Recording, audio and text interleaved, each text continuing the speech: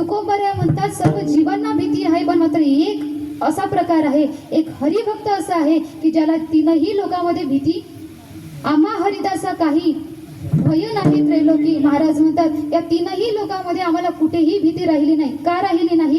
कारण ते आता द्वैतात शिल्लकच राहिले नाही. ते अद्वैत स्वरूपाला प्राप्त झाले, ते परब्रह्म स्वरूपाला प्राप्त झाले. त्याच्यामुळे त्यांच्या अंतःकरणातली भीती संपली.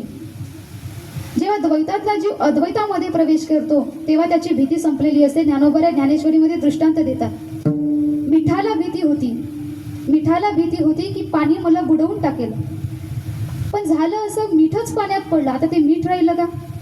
मीठ राहिलं नाही. त्या मिठाचंच पाणी झालं, त्याची बुडण्याची भीती संपली. ज्ञानोबा म्हणतात जे पाणी बुडावू ये मिठाते तव मिठाची पाणी आई ते तेवी आपण झालेली अद्वैते नाशे भय. जेव्हा अद्वैतामध्ये जीवाचा प्रवेश होतो तेव्हा त्याचं अंतःकरणातली भीती, भय हे संपूर्ण नष्ट झालेली असते. आणि ज्यावेळी भीती संपली त्याला अभयपद प्राप्त होते. आणि अभयपद प्राप्त होणं म्हणजे भगवंतांनी गीतेचा उपदेश अर्जुनाला केला. आणि त्या गीतेचा उपदेश करताना 16व्या अध्यायामध्ये 26 प्रकारची दैवी संपत्ती भगवंतांनी वर्णन करून सांगितली. आणि त्याच्यातलं सर्वात पहिलं लक्षण म्हणजे कोणतं आहे तर अभयम सत्व संशुद्धीर ज्ञानम. म्हणजे अभय, अभय म्हणजे काय तर निर्भय, म्हणजे भीती संपणं.